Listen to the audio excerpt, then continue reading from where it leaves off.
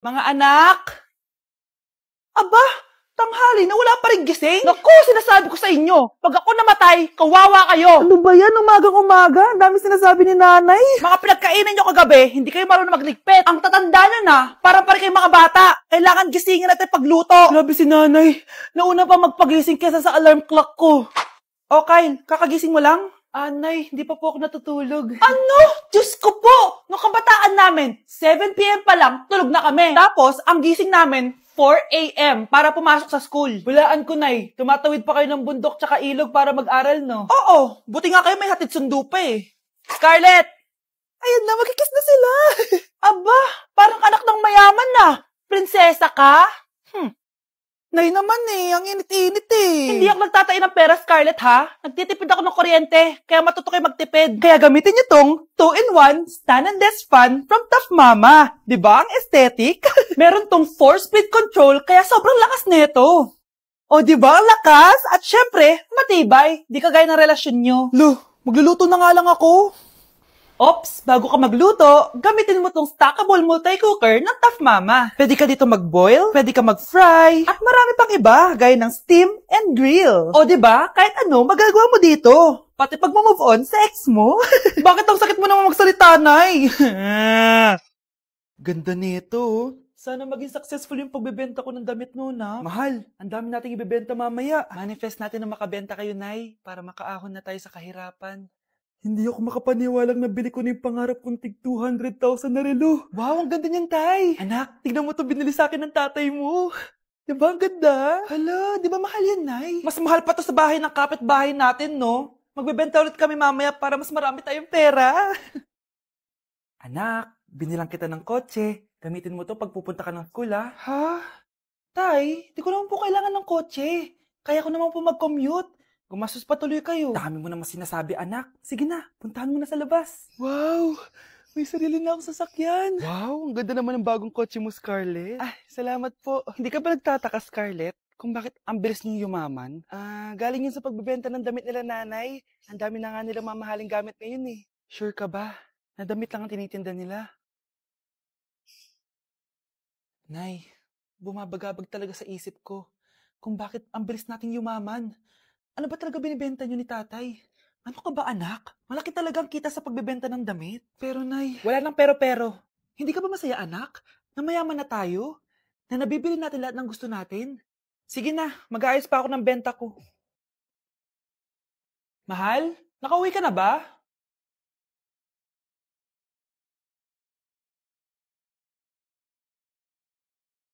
Ano ba talagang laman neto?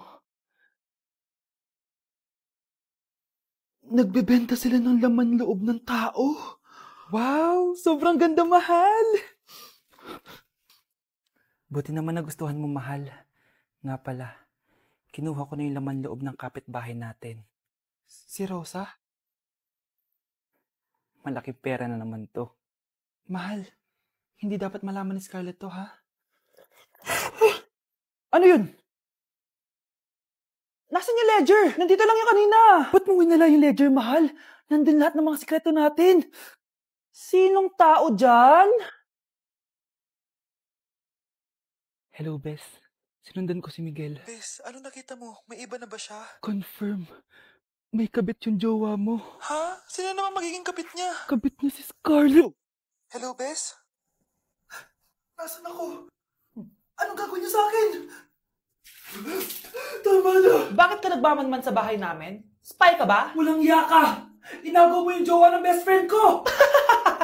Pinagsasabi mo, be? Ako, ang tunay na jowa ni Michael. Never naman nagustuhan ni Michael yan si Samantha kasi ang pangit niya, no? Ganun ba? Oo, kaya magdusa ka dyan. Wag! Jessica, Samantha! tara, tatakas kita. Grabe, Bes. Kung ano-ano na ginawa sa'yo, ang ganda mo pa din. Be, thanks to the perfect stay, velvet matte cushion, na Skintific. Bago ako pumunta dito para sundin si Miguel, nag-apply na ako neto. Dahil long-lasting ito, high coverage, and waterproof, siguradong all day fresh ka. We, talaga ba? O eto? O diba? Ang ganda ko pa din. Hindi na kailangan mag-retouch. Ang gagaling nyo din, no? At may tagapagligtas ka pa.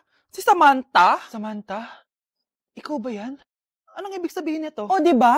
Ako ang tunay na jowa nito ni Miguel. At ikaw, kabit ka lang. Pero... Walang iya ka? Pero babe, ikaw na mahal ko ngayon. Tingnan mo nga itsura niyan. Wala akong pake! Magsama kayo ng pangit na yan! Lumayas na kayo dito!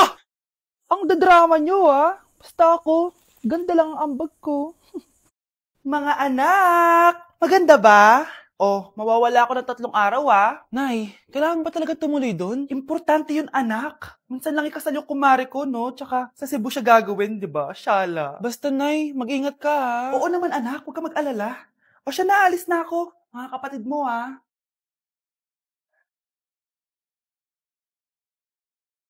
Saan yung wallet ko? Ay, kuya, balik tayo sa bahay. Nakalimutan ko yung wallet ko. Ano ba yan? Maliliit na ako. Ano ba yan? Ano ba yan? Oras na. Mabuhay, ma'am. Welcome to Air Philippines. How can I help you? Ay, miss, dito po ba yung flight VD415? Yes po, ma'am. Check ko lang po. As per dito, ma'am, nakaalis na po yung aeroplano. Hindi ako pwede malit sa kasal na kumari ko. Kailangan ko umabol. Ma'am, kailangan niyo po ulit mag-rebook So, ang next available flight is bukas pa po, ma'am. Ano ba yan? Gawin mo ng paraan. Diyos ko, sayang lang pera ko. Wala palang kwenta tong airlines niyo Uwi na nga lang ako. Sorry, ma'am. Oh, Nay, nandito ka na agad? Akala ko ba 3 araw ka mawawala? Di ayun, naiwan ako ng aeroplano. Alam mo, parang pinipigilan talaga ako ng universe makaalis Nay, buksan mo yung TV. Bakit? Breaking news! Nandito tayo ngayon sa site kung saan nag-crash ang flight VD415. Ayon sa mga otoridad, walang nakaligtas sa mga pasahero nito. Kaya pala, kung nakasakay ako dun sa aeroplano na yun, patay na ako ngayon. Okay, class! Palakpakan natin si Samantha dahil siya ang top 1 sa klase. Thank you, guys! Mag-aral din kasi kayo na maayos. Paano nangyari yun? Nag-review naman ako buong gabi Tama naman lahat ng sinagot ko sa exam. Oh, Scarlett, bawi ka na lang Ikaw ang pinaka-lowest. Talaga ba, Samantha? Alam naman nating dalawa kung sino talaga yung top 1 at hindi ikaw yun. Ilusyonada ka talaga kahit kailan. Loser! Ang dali-dali lang ng exam, di niya pa nakuha? Ano bang ginawa mo, Samantha? Bakit perfect ka? Stock knowledge! Wala ba kayo nun? Kailangan kong malaman kung anong ginawa mo, Samantha. Magre-rewind ako. Manda ka sa akin.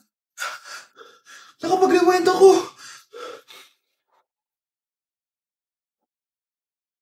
Ikaw pala ang top 1, Scarlett? Tignan ko na lang kung sino magiging top 1 after neto. Bawal yun na. Okay, class, start na tayo. Class, magle-lesson na tayo Ma'am, bago mo ituloy yan, may kailangan ka malaman. Ano yan, Scarlett? Pinagpalit po ni Samantha yung grades namin sa laptop niyo, ma'am. Kaya hindi dapat siya yung top 1, kundi ako. Ganyan ka na ba ka-desperada, Scarlett? Naiingit ka sa akin, no? Kasi ako yung top 1. Ako ba ang desperada, Samantha? O baka ikaw? Kitang-kita dito sa phone na ginalaw mo ang laptop ni ma'am. Ikaw pala ang top 1, Scarlett? Tignan ko na lang kung sino magiging top 1 after neto. Samantha? Bakit mo ginawa yun? Alam mo bang major offense yun, Sumama ka sa akin. Ipapatawag ko mga magulang mo. Ma'am! Paano nagawa ni Scarlett yun? Alam ko walang tao nun. Paano siya nakakuha ng video? Scarlett, paano mo nagawa yun? Ang alin? Nakita kita kanina. May hawak kang relo. Tapos, bigla ka na lang nawala. Nakita mo yun, Cheska? Huwag kang maingay, Dahil ang relo na to may sumpa. Ano bang meron yan sa relo mo? Dahil galing to sa... Ganda ko dito, Sino yun? Nasaan na yun? Bata, okay ka lang ba? Kanina ka pa kasi nakatayo dyan pwede mo ba ako tulungan? Tulungan saan? Nawawala kasi yung kwintas ko. Dito ko yun nawala. Bigay kasi yun ng nanay ko sa akin sige tara. Saan mo ba kasi yun uling nakita? Dito lang yun banda sa puno. Kwintas? Kanina pa ako paikot-ikot dito sa punong to. Wala namang kwintas Sure ka ba? Bata? Walang yung batang yun iniwan ako dito. Pinaglalaroan lang ata ako. Uwi na nga ako. Hi, Scarlett. Kagulat ka naman. Paano ka nakapasok dito sa bahay namin? Tara, hanapin lang natin yung kwintas. Saan ka ba kasi pumunta kahapon? Bigla ka nawala hindi ko din alam Oo, tara, hanapin na natin yung kwintas mo. Yay! Anong kulay ba kasi yun? Kulay silver yung kwintas. Silver? Kanina pa ako naghahanap dito. Parang wala naman silver na kwintas dito. Bata? iniwan na naman ako. Andito ka lang palang bata ka? Ang ginagawa mo dyan? Nay, hinahanap ko yung kwintas ng batang kasama ko. Umuwi ka na. Magagabi na, oh. Sige, Nay. Nay, yan ata yung kwintas na hinahanap ng bata. Ba't nasa iyo yan? Wala to, anak. Tara, uwi na tayo. Nay, saan mo ba talaga galing yung kwintas na yan?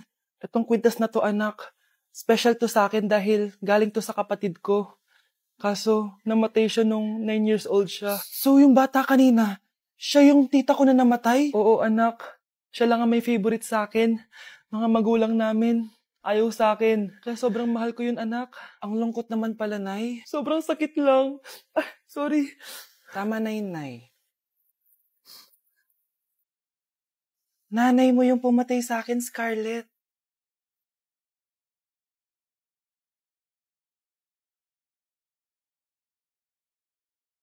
Wow! Anak, di ako makapaniwalang may pinapatayo na tayong bahay. Nay, deserve natin to. Ang tagal niyo din to pinaghirapan. Ma'am, saan ko po ilalagay itong mga semento? Doon na lang sa gilid, kuya. Sige po, ma'am. Excited na ako matapos tong bahay natin, anak. Nandito. Hoy, huwag ka pupunta dyan! Sabi nangyari sa Kawawa kanya. naman siya. Ba't ang daming tao? Engineer, anong meron? Ma'am, yung isa sa mga trabahador namin, nakuryente tapos natabunan ng semento. Ayun, namatay. Ha? Paano nangyari yun? May nag-utos ata sa kanya na ilagay yung semento sa gilid. Madami live wire dun eh. Ay. Ang problema, ma'am, kung tatanggalin pa namin yung katawan niya sa ilalim ng semento, baka hindi agad matapos tong bahay niyo. Hindi pwedeng hindi matapos agad tong bahay na to. Di bale, babayaran ko na lang yung pamilya nung namatay. Nay, sigurado ka ba? Sige po, ma'am. Sige na, ituloy niyo na yan. Congrats po, ma'am. Natapos din yung bahay niyo. Ang ganda, di ba? Wow, ang ganda. Maraming salamat, engineer. Una na po ako, ma'am. Anak, tara, pasok na tayo. Wow, ang ganda ng loob. Nay, hindi talaga ako mapakali na may bangkay dito sa ilalim ng bahay natin. Huwag kang okay, anak. Kasalanan niya naman kung bakit siya namatay eh. Ay, matutulog na lang ako sa bago kong bahay. Wow, ang ganda ng kwarto ko. Ano yun? Kasalanan mo kung bakit ako namatay.